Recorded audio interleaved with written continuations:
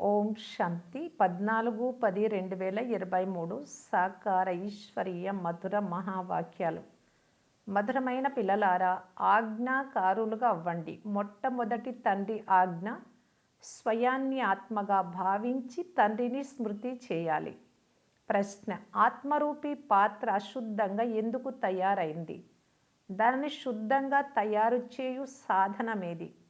జవాబు: వ్యర్థపు మాటలు వింటూ వినిపిస్తూ ఆత్మరూపీ పాత్ర అశుద్ధమైపోయింది. దీనిని శుద్ధంగా తయారు చేసేందుకు తండ్రి ఆజ్ఞ చెడు వినకు, చెడు చూడకు, ఒక్క తండ్రి ద్వారా మాత్రమే వినాలి, ఆ తండ్రినే స్మృతి చేయాలి. అలా చేస్తే ఆత్మరూపీ పాత్ర శుభ్రం అవుతుంది. ఆత్మ మరియు శరీరం రెండు పావనమవుతాయి. పాట: ప్రియుడి జతలో ఎవరైతే ఉన్నారో వారి కొరకే ఈ వర్షం. ఓం శాంతి. ఓం శాంతి అర్థమును పిల్లలు తెలుసుకున్నారు. పిల్లలకు ప్రతి క్షణము పాయింట్లు ఇవ్వబడతాయి. క్షణ క్షణము తండ్రిని, వారసత్వాన్ని స్మృతి చేయండి అని చెప్తున్నాం కదా. ఇక్కడ ఏ మనుషుల స్మృతి ఉండదు. మనుషుల స్మృతిని లేక దేవతల స్మృతిని ఇప్పిస్తారు. పారలౌకిక తండ్రి స్మృతిని ఎవ్వరు ఇప్పించలేరు. ఎందుకంటే ఆ తండ్రిని గురించి ఎవ్వరికీ తెలియదు. ఇచ్చట మీకు క్షణక్షణము స్వయాన్ని ఆత్మగా భావిస్తూ తండ్రిని స్మృతి చేయమని చెప్పడం జరుగుతుంది. ఏ తండ్రికైనా పుత్రుడు జన్మిస్తే తండ్రి నుండి వారసత్వం తీసుకునేందుకని అందరూ అర్థం చేసుకోగలరు. ఆ కుమారుడికి తండ్రి మరియు వారసత్వం రెండు గుర్తు ఉంటాయి. ఇక్కడ కూడా అంతే. అయితే పిల్లలకు తండ్రి ఎవరో తెలియదు. అందుకే ఆ తండ్రే రావాల్సి ఉంటుంది. ఎవరైతే తండ్రి జతలో ఉంటారో వారి కొరకు ఈ జ్ఞాన వర్షం కురుస్తుంది. వేద శాస్త్రాలలో ఉన్న జ్ఞానమంతా భక్తి మార్గపు సామగ్రి. జపము, తపము, దానము, పుణ్యము, సంధ్య వార్చుకోవటం, గాయత్రి మంత్రం జపించడం మొదలైనవి ఏవైతే చేస్తున్నారో అవన్నీ భక్తి మార్గపు సామగ్రి. సన్యాసులు కూడా భక్తులే. పవిత్రత లేకుంటే శాంతిధామానికి ఎవ్వరూ వెళ్ళలేరు. కావున వారు ఇల్లు వాకిళ్ళు వదిలి వెళ్ళిపోతారు. అయితే ఈ ప్రపంచమంతా అలా చేయదు. వారి హఠయోగం కూడా ఈ డ్రామాలో రచింపబడింది. పిల్లలైన మీకు రాజయోగం నేర్పించేందుకు నేను కల్పానికి ఒక్కసారి మాత్రమే వస్తాను. నాకు వేరే అవతారాలు ఏవీ లేవు. రీఇన్కార్నేషన్ ఆఫ్ గాడ్, మళ్ళీ అవతరించుట అని అంటారు. తండ్రి అత్యంత ఉన్నతులు. మరి జగదంబ జగత్పితల రీఇన్కార్నేషన్ కూడా తప్పకుండా జరగాలి కదా. వాస్తవానికి రీఇన్కార్నేషన్ అనే పదం కేవలం తండ్రి ఒక్కరికే వర్తిస్తుంది. సద్గతి దాత ఒక్క తండ్రి మాత్రమే. నిజానికి ప్రతి వస్తువు మళ్ళీ రీఇన్కార్నేట్ అవుతుంది. ఇప్పుడున్న భ్రష్టాచారాన్ని కూడా రీఇన్కార్నేట్ అనగా పునరావృతమయ్యింది అని అంటారు. అనగా మళ్ళీ భ్రష్టాచారంగా అయ్యింది అని అర్థం. అలాగే మళ్ళీ శ్రేష్టాచారము వస్తుంది. ప్రతి వస్తువు ఈ విధంగా పునరావృతం అవుతుంది. ఇప్పుడు ఇది పాత ప్రపంచం, నూతన ప్రపంచం మళ్ళీ వస్తుంది. నూతన ప్రపంచం తర్వాత మళ్ళీ పాత ప్రపంచం వస్తుంది. ఈ విషయాలన్నీ తండ్రియే కూర్చొని అర్థం చేస్తూ ఉన్నారు. ఇక్కడ కూర్చున్నప్పుడు సదా ఇది గుర్తుంచుకోండి: నేను ఆత్మను, నాకు తండ్రి నుండి నన్ను స్మృతి చేయండి అనే ఆజ్ఞ లభించింది అని భావించండి. పిల్లలకు తప్ప మరెవ్వరికీ తండ్రి ఆజ్ఞ లభించదు. అయితే పిల్లలలో కొంతమంది ఆజ్ఞాకారులుగా ఉంటారు. కొంతమంది ఆజ్ఞలను పాటించని వారు కూడా ఉంటారు. తండ్రి చెప్తున్నారు: ఓ ఆత్మలారా, మీరు నాతో బుద్ధి యోగాన్ని జోడించండి. తండ్రి ఆత్మలతో మాట్లాడుతూ ఉన్నారు. ఏ ఇతర విద్వాంసులు, పండితులు మొదలైన వారెవ్వరూ నేను ఆత్మతో మాట్లాడుతున్నాను అని అనరు. వారు ఆత్మయే పరమాత్మ అని భావిస్తారు. అది శుద్ధ తప్పు. శివబాబా ఈ శరీరం ద్వారా మనకు అర్థం చేస్తున్నారు అని పిల్లలైనా మీకు తెలుసు. శరీరం లేకుండా కర్తవ్యం జరగదు కదా. మొట్టమొదట ఈ నిశ్చయం ఉండాలి. నిశ్చయం లేకుంటే బుద్ధిలో ఏమీ నిలువదు. ఆత్మల తండ్రి నిరాకార పరంపిత పరమాత్మ అని, సాకారంలోని తండ్రి ప్రజాపిత బ్రహ్మ అని మొదట నిశ్చయం ఉండాలి. మనం బీకేలము, సర్వాత్మలు శివుడి సంతానమే. అందుకే మీరంతా శివకుమారులు అని అంటారు. శివకుమారీలు అని అన్నారు. ఈ విషయాలన్నీ ధారణ చేయాలి. నిరంతరము స్మృతి చేస్తూ ఉన్నప్పుడే ధారణ జరుగుతుంది. స్మృతి చేయడం ద్వారానే బుద్ధి రూపీ పాత్ర శుద్ధం అవుతుంది. వ్యర్థమైన మాటలు వింటూ వింటూ బుద్ధి రూపీ పాత్ర అశుద్ధమైపోయింది. దానిని శుద్ధంగా చేసుకోవాలి. నన్ను స్మృతి చేస్తే మీ బుద్ధి పవిత్రం అవుతుంది అని తండ్రి ఆజ్ఞాపిస్తున్నారు. ఆత్మలైన మీలో మలినం ఏర్పడింది. ఇప్పుడు పవిత్రులుగా అవ్వాలి. సన్యాసులు ఆత్మ నిర్లేపమని అంటారు, కానీ ఆత్మలోనే మలినాలు ఏర్పడతాయి అని తండ్రి చెప్తున్నారు. శ్రీకృష్ణుడి ఆత్మ శరీరం రెండు పవిత్రంగా ఉంటాయి. ఆత్మ శరీరం రెండు పవిత్రంగా కేవలము స్వర్గంలోనే ఉండగలవు. ఇక్కడ అలా ఉండవు. ఆత్మలైన మీరు నెంబర్ వారుగా పవిత్రంగా అవుతూ ఉన్నారు. ఇప్పుడు ఇంకా పవిత్రంగా అవ్వలేదు. ఒక్కరు కూడా పవిత్రంగా లేరు. ఈ విషయాలంతా బ్రహ్మబాబాలోకి వచ్చి చెప్పినటువంటి మాటలు. అందరూ పురుషార్థం చేస్తున్నారు. అంతిమంలో నెంబర్ వారుగా అందరి ఫలితము వెలువడుతుంది. తండ్రి వచ్చి ఆత్మలందరినీ ఆజ్ఞాపిస్తూ ఉన్నారు. నన్ను స్మృతి చేయండి, స్వయాన్ని అశరీరిగా భావించండి, ఆత్మ అభిమానులుగా అవ్వండి. ముఖ్యమైన ఈ విషయాలు తండ్రి తప్ప మరెవ్వరూ అర్థం చేయించలేరు. మొదట ఈ విషయంలో నిశ్చయం ఉంటే తప్పకుండా విజయం పొందుతారు. నిశ్చయం లేకుంటే విజయం పొందలేరు. నిశ్చయ బుద్ధి కలవారు విజయం పొందుతారు. సంశయ బుద్ధి కలవారు వినాశనం అవుతారు. గీతలో కూడా ఇటువంటి కొన్ని వాక్యాలు చాలా బాగున్నాయి, సత్యంగా ఉన్నాయి. దీనినే పిండిలో ఉప్పు వేసినంత సత్యత అని అంటారు. తండ్రి చెప్తున్నారు, నేను అన్ని వేద శాస్త్రాలలో ఉన్న విషయాల సారాన్ని అర్థం చేస్తా. ఇవన్నీ భక్తి మార్గంలోని దారులు. ఇవి కూడా డ్రామాలో రచింపబడినవి. అయితే ఈ భక్తి మార్గం ఎందుకు తయారు చేయబడింది అనే ప్రశ్న ఉత్పన్నం అవ్వరాదు. ఇది అనాదిగా తయారు చేయబడిన డ్రామా. మీరు కూడా ఈ డ్రామాలో తండ్రి ద్వారా స్వర్గానికి అధిపతులుగా అయ్యే వారసత్వాన్ని అనేక సార్లు తీసుకున్నారు. ఇకపై కూడా తీసుకుంటూనే ఉంటారు. ఇది ఎప్పుడూ ముగిసేది, అంతిమం అయ్యేది కాదు. ఈ చక్రం అనాదిగా తిరుగుతూనే ఉంటుంది. పిల్లలైన మీరు ఇప్పుడు దుఃఖధామంలో ఉన్నారు. తర్వాత మళ్ళీ శాంతిధామానికి వెళ్తారు. మరి శాంతిధామం నుండి సుఖధామానికి వస్తారు. మళ్ళీ దుఃఖధామానికి వస్తారు. ఈ అనాది చక్రం తిరుగుతూనే ఉంటుంది.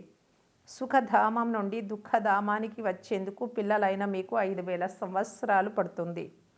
ఈ కాలంలో మీరు 84 జన్మలు తీసుకుంటారు. కేవలం పిల్లలైన మీరు మాత్రమే 84 జన్మలు తీసుకుంటారు. అందరూ 84 జన్మలు తీసుకోరు. ఈ బేహద్దు తండ్రి మీకు సన్ముఖంలో ఈ విషయాలు అర్థం చేయిస్తూ ఉన్నారు. తర్వాత పిల్లలు మురళి వింటారు లేక చదువుతారు. అది లేకుంటే టేపు ద్వారా అయినా వింటారు. టేప్ కూడా అందరూ వినలేరు. పిల్లలైన మీరు లేస్తూ కూర్చొంటి స్మృతిలో ఉండాలి. మనుష్యులు మాల తిప్పుతూ రామరామని జపిస్తూ ఉంటారు. రుద్రాక్ష మాల అని అంటారు కదా. ఇప్పుడు రుద్రుడు అనగా భగవంతుడు. ఆ తర్వాత ఈ మాలలో పెద్ద రుద్రాక్ష జంట ఉంటుంది, మేరువు. ఇది విష్ణు యుగల్ స్వరూపం. అయితే ఆ జంట ఎవరు? అది మాతాపితలది. ఈ మాతాపితల జంట విష్ణువు యొక్క 2 రూపాలైన లక్ష్మీ నారాయణులకు అవుతారు. అందుకే దానిని మేరువు, పెద్ద అని అంటారు. పైనున్న పుష్పము శివబాబా, ఆ తర్వాత మేరువు, అది మమ్మా బాబాల జంట. వారినే మీరు మాతాపితలని అంటారు. విష్ణువును మాతాపితలని అనరు. లక్ష్మీ నారాయణులను వారి పిల్లలు మాత్రమే వారిని తల్లి తండ్రి అని అంటారు. ఈ రోజులలో అందరి ముందుకు వెళ్ళి త్వమేవ మాతశ్చ పితా, నీవే తల్లి తండ్రి అని అంటూ ఉన్నారు. ఎవరో ఒకరు ఈ విధంగా ఎవరిని మహిమ చేసినా వారి వెనుక అందరూ వారిని మాతాపిత అని అనడం ప్రారంభిస్తారు. ఇది అధర్మ ప్రపంచం. కలియుగాన్ని అధర్మయుక్త సత్య ప్రపంచం అని అంటారు. సత్యుగాన్ని ధార్మిక సత్య ప్రపంచం అని అంటారు. అచట ఆత్మ మరియు శరీరం రెండు పవిత్రంగా ఉంటాయి. సత్యుగంలో కృష్ణుడు సుందరంగా ఉంటాడు. అంతిమ జన్మలో ఆ కృష్ణుడి ఆత్మ మళ్ళీ నల్లగా అయింది, అపవిత్రంగా. ఈ బ్రహ్మ సరస్వతి ఇరువురు ఇప్పుడు నల్లగా ఉన్నారు కదా. ఆత్మ నల్లగా అయిపోయింది, కావున వారి శరీరాలు కూడా నల్లగా అయిపోయాయి. బంగారంలోనే మలినం ఏర్పడుతుంది. దాని వలన ఆ బంగారుతో నగ కూడా అలాంటిదే తయారవుతుంది. సత్యుగంలో దేవీ దేవతల ప్రభుత్వం ఉన్నప్పుడు ఈ మలినం ఉండదు. అక్కడ బంగారు మహళ్ళు తయారవుతాయి. భారతదేశం బంగారు పక్షిగా ఉండేది.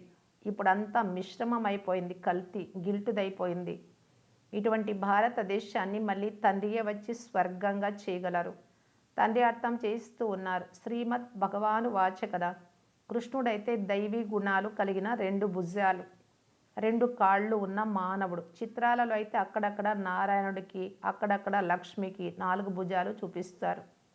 కొద్దిగా కూడా అర్థం చేసుకోరు. ఓం అనే పదమును కూడా అంటారు. వారు ఓం అనగా గాడ్ అని, ఎక్కడ చూసినా భగవంతుడే భగవంతుడు అని అంటారు. అయితే ఇది శుద్ధ తప్పు. ఓం అనగా నేను ఆత్మ. తండ్రి కూడా అంటున్నారు. నేను అహం, నేను కూడా ఆత్మని. అయితే నేను ఉన్నతోన్నతుడను, సుప్రీం. అందుకే నన్ను పరమాత్మ అని అంటారు. నేను పరంధామ నివాసిని, అత్యంత ఉన్నతులు భగవంతుడు. ఆ తర్వాత సూక్ష్మవతనంలో బ్రహ్మ విష్ణు శంకరుల ఆత్మలు ఉంటారు. ఆ తర్వాత క్రిందకు వస్తే సాకారి మనుషుల లోకం ఉంది. అది దైవీ లోకం, పైనుండేది ఆత్మల లోకం. దానిని మూలవతనం అని అంటారు. ఇవన్నీ అర్థం చేసుకోవాల్సిన విషయాలు. పిల్లలైన మీకు అవినాశి జ్ఞాన రత్నాలు దానంగా లభిస్తాయి. వీటి వలన మీరు భవిష్యత్తులో సంపన్నంగా డబల్ కిరీటధారులుగా అవుతారు. చూడండి, శ్రీకృష్ణుడికి 2 కిరీటాలు ఉన్నాయి కదా. మళ్ళీ ఆ బాలుడే చంద్రవంశంలోకి వచ్చినప్పుడు 2 కళలు తగ్గుతాయి. ఆ తర్వాత వైశ్య వంశంలోకి వచ్చినప్పుడు ఇంకా 4 కళలు తగ్గుతాయి. అప్పుడు ప్రకాశ కిరీటం ఎగిరిపోతుంది. రత్న జడితమైన కిరీటం మాత్రమే ఉంటుంది. తర్వాతి కాలంలో ఎవరైతే దాన పుణ్యాదులు బాగా చేస్తారో వారికి ఒక్క జన్మకు మాత్రమే రాజ్య భాగ్యం లభిస్తుంది. ఆ తర్వాత జన్మలో కూడా మంచి దాన పుణ్యాలు చేస్తే మళ్ళీ రాజ్యం లభించగలదు. ఇక్కడైతే మీరు 21 జన్మలకు రాజ్య పదవిని పొందగలరు. అయితే బాగా శ్రమ చేయాల్సి వస్తుంది. కావున తండ్రి తన పరిచయం ఇస్తూ ఉన్నారు. నేను సుప్రీం సోల్ను. అందుకే వారిని పరంపిత పరమాత్మ అని అంటారు. పిల్లలైన మీరు ఆ సుప్రీంని స్మృతి చేస్తారు. మీరు శాలిగ్రామాలు, వారు శివుడు. శివుడిది పెద్ద లింగాకారంగా, శాలిగ్రామాలను మట్టితో చిన్నవిగా తయారు చేస్తారు. ఈ ఆత్మల స్మృతి చిహ్నాలను తయారు చేస్తారో కూడా ఎవ్వరికీ తెలియదు. శివబాబా పిల్లలైన మీరు భారతదేశాన్ని స్వర్గంగా చేస్తారు. అందుకే మిమ్ములను పూజిస్తారు. తర్వాత మరలా మీరు దేవతలుగా అవుతారు. అప్పుడు కూడా మిమ్ములను పూజిస్తారు. శివబాబా జతలో మీరు ఇంత సేవ చేసినందున మిమ్ములను శాలిగ్రామ రూపంలో పూజిస్తారు. ఎవరైతే అత్యంత ఉత్తమ కర్తవ్యం చేస్తారో వారిని పూజిస్తారు. కలియుగంలో ఎవరైతే మంచి పనులు చేస్తారో వారి స్మృతి చిహ్నాలను తయారు చేస్తారు. కల్పకల్పము పిల్లలైన మీకు సృష్టి చక్ర రహస్యమంతా అర్థం చేయిస్తారు. అనగా బాబా మిమ్ములను స్వదర్శన చక్రధారులుగా చేస్తారు. స్వదర్శన చక్రం విష్ణువుకు ఉండజాలదు. అతను దేవతగా అయిపోతాడు. ఈ జ్ఞానమంతా మీ బుద్ధిలో మాత్రమే ఉంది. మళ్ళీ లక్ష్మీనారాయణలకు అయితే ఈ జ్ఞానం ఉండదు. అక్కడైతే అందరూ సద్గతిలో ఉంటారు. పిల్లలైన మీరు ఇప్పుడు ఈ జ్ఞానాన్ని వింటూ ఉన్నారు. తర్వాత భవిష్యత్తులో రాజ్యం పొందుతారు. స్వర్గ స్థాపన అయిన తర్వాత ఈ జ్ఞానం అవసరం ఉండదు. తండ్రియే స్వయంగా వచ్చి వారి పరిచయాన్ని మరియు వారి రచన పరిచయాన్ని ఇస్తారు. సన్యాసులు మాతలను నిందించారు, కానీ తండ్రి వచ్చి మాతలను ఉద్ధరిస్తారు. తండ్రి ఇలా కూడా అర్థం చేయిస్తూ ఉన్నారు. ఈ సన్యాసులు లేకపోతే భారతదేశం కామచితిపై కూర్చొని కాలి పూర్తిగా బూడిదైపోయేది. దేవీ దేవతలు వామ మార్గంలోకి పడిపోతారు. అప్పుడు భూమి చాలా జోరుగా కంపిస్తుంది, అంతా క్రిందికి వెళ్ళిపోతుంది. అప్పుడు ఇతర ఖండాలు ఏవి ఉండవు, భారతదేశం మాత్రమే ఉంటుంది. ఇస్లాం మొదలైన ధర్మాలు తర్వాత వస్తాయి. సత్యుగపు వస్తువులు ఏవి ఇక్కడ ఉండవు. మీరు చూసే సోమనాథ మందిరం వైకుంఠంలోది కాదు, ఇది భక్తి మార్గంలో తయారైంది. దానిని గోరి, గజనీ మహమ్మద్ మొదలైన వారు దోచుకున్నారు. దేవతల మహల్లు మొదలైనవన్నీ భూకంపంలో అంతమైపోయాయి. అలాగని మహల్లు భూమిలోకి క్రిందకి దిగిపోతాయి అని, మళ్ళీ అవే పైకి వస్తాయి అని కాదు, అలా జరగదు. అవి భూమిలో ముక్కలు ముక్కలై శిథిలమైపోతాయి. అయితే త్రవ్వకాలలో అదే స్థానంలో అదే సమయంలో త్రవ్వితే ఏవో కొన్ని ముక్కలు గుర్తుగా లభిస్తాయి. ఇప్పుడైతే ఏమీ లభించవు. శాస్త్రాలలో ఈ విషయాలు ఏవీ లేవు. సద్గతి దాత ఒక్క తండ్రి మాత్రమే అని నిశ్చయము మొట్టమొదట ఉండాలి. ఈ నిశ్చయంలోనే మాయ విఘ్నాలు కల్పిస్తుంది. భగవంతుడు ఎలా వస్తారు అని అంటారు. అరే, శివ జయంతి చేస్తున్నారు అంటే వారు తప్పకుండా వచ్చే ఉంటారు, లేకుంటే ఎందుకు చేస్తారు? తండ్రి చెప్తున్నారు, నేను అనంతమైన పగలు, అనంతమైన రాత్రుల సంగం యుగ సమయంలోనే వస్తాను. అయితే నేను ఎప్పుడు వస్తానో ఎవ్వరికీ తెలియదు. పిల్లలైన మీకు మాత్రమే ఇప్పుడు తెలుసు. మన తండ్రి మనకు మాత్రమే జ్ఞానం ఇచ్చారు. దివ్య దృష్టితో ఈ చిత్రాలు మొదలైనవి తయారు చేయించారు. గీతలో కూడా కల్పవృక్షం గురించి కొద్దిగా వర్ణన ఉంది. పిల్లలకు చెప్తున్నారు. ఇప్పుడు మీరు నేను ఇప్పుడు ఇక్కడ ఉన్నాము, మీరు నేను ఇప్పుడు ఇక్కడ ఉన్నాము, కల్పక్రితం కూడా అలాగే ఉండినాము, కల్పము వచ్చి నేను మీకు జ్ఞానం ఇస్తాను.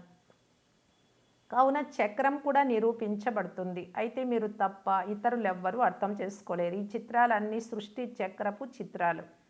ఎవరో ఒకరు తప్పకుండా చేయించి ఉంటారు. వాటిని గురించి తండ్రి అర్థం చేయిస్తారు. పిల్లలు కూడా ఈ చిత్రంపై అర్థం చేయిస్తారు. మంచిది. మధురాతి మధురమైన అపురూపమైన పిల్లలకు మాతా పిత బాప్దాదాల ప్రియ స్మృతులు మరియు గుడ్ మార్నింగ్. ఆత్మిక పిల్లలకు ఆత్మిక తండ్రి నమస్తే. ధారణ కొరకు ముఖ్య సారము. ఫస్ట్ పాయింట్, ఏ విషయంలోనైనా విజయానికి ఆధారం నిశ్చయం. అందుకే నిశ్చయ బుద్ధిగా తప్పకుండా అవ్వాలి.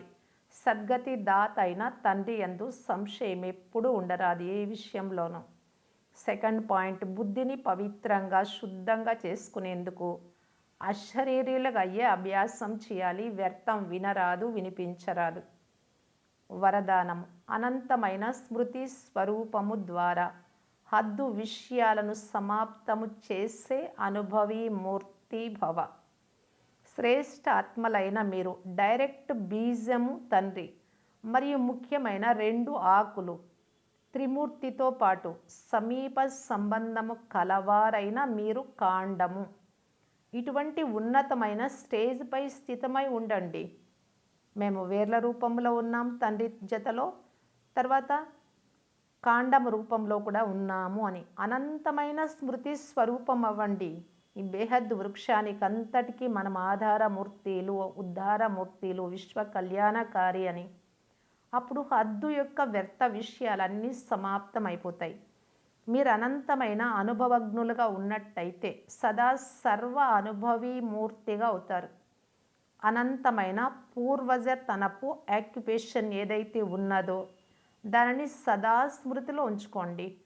పూర్వజులైన మీ పని అమర జ్యోతులై అంధకారంలో భ్రమిస్తున్న ఆత్మలను ఆశ్రయ స్థానంలో ఉంచడం.